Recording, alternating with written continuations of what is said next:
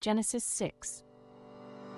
Now it happened, when men began to multiply on the face of the land, and daughters were born to them, that the sons of God saw that the daughters of men were beautiful and desirable, and they took wives for themselves, whomever they chose and desired. Then the Lord said, My spirit shall not strive and remain with man forever, because he is indeed flesh. Nevertheless, his days shall yet be 120 years. There were Nephilim on the earth in those days, and also afterward, when the sons of God lived with the daughters of men, and they gave birth to their children. These were the mighty men who were of old, men of renown.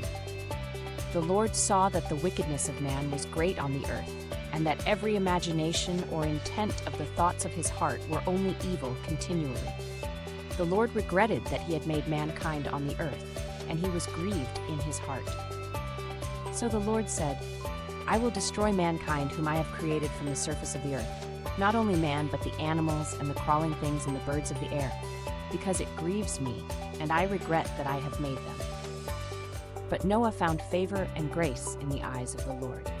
These are the records of the generations of Noah. Noah was a righteous man, blameless in his generation. Noah walked with God.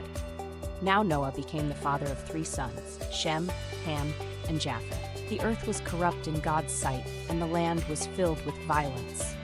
God looked on the earth and saw how debased and degenerate it was, for all humanity had corrupted their way on the earth and lost their true direction. God said to Noah, I intend to make an end of all that lives, for through men the land is filled with violence. And behold, I am about to destroy them together with the land. Make yourself an ark of gopher wood. Make in it rooms, stalls, pens, coops, nests, cages, compartments, and coat it inside and out with pitch, bitumen. This is the way you are to make it.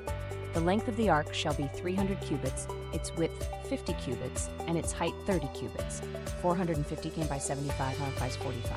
You shall make a window for light and ventilation for the ark, and finish it to at least a cubit, 18 inches from the top, and set the door of the ark in its side, and you shall make it with lower, second and third decks. For behold, I, even I, will bring a flood of waters on the earth, to destroy all life under the heavens in which there is the breath and spirit of life. Everything that is on the land shall die. But I will establish my covenant, solemn promise, formal agreement with you, and you shall come into the ark, you and your 3 sons and your wife, and your sons' wives with you. And of every living thing found on land, you shall bring 2 of every kind into the ark to keep them alive with you. They shall be male and female. Of fowls and birds according to their kind, of animals according to their kind, of every crawling thing of the ground according to its kind, 2 of every kind shall come to you to keep them alive. Also, take with you every kind of food that is edible, and you shall collect and store it, and it shall be food for you and for them. So Noah did this. According to all that God commanded him, that is what he did. Genesis 6. Human wickedness and God's grief, verses 1 to 4. Strange unions. Mysterious passage. The sons of God saw that the daughters of men were beautiful. Interpretations. Angelic beings, fallen angels, intermarried with humans. Godly line of Seth intermarried with ungodly descendants of Cain. Ancient rulers, powerful men taking many wives. Result, giants Nephilim on the earth, symbolizing a corrupt generation. Verses 5 to 8. God's grief and favor for Noah. Humanity is utterly wicked. Every thought is evil continually. God is grieved, a deeply emotional word, shows his heart. He declares judgment, I will wipe mankind from the face of the earth. But Noah found favor, grace, in God's eyes, a turning point. Teachings from Genesis 6. 1. Sin corrupts entire societies.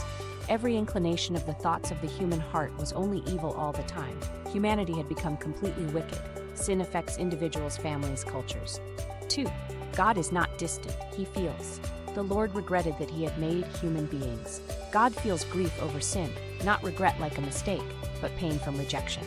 Shows that God is relational, not robotic. 3. Judgment is real.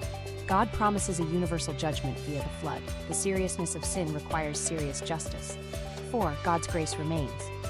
But Noah found favor. Even in a corrupt world, God sees and rescues the righteous. Noah stands as a symbol of obedient faith.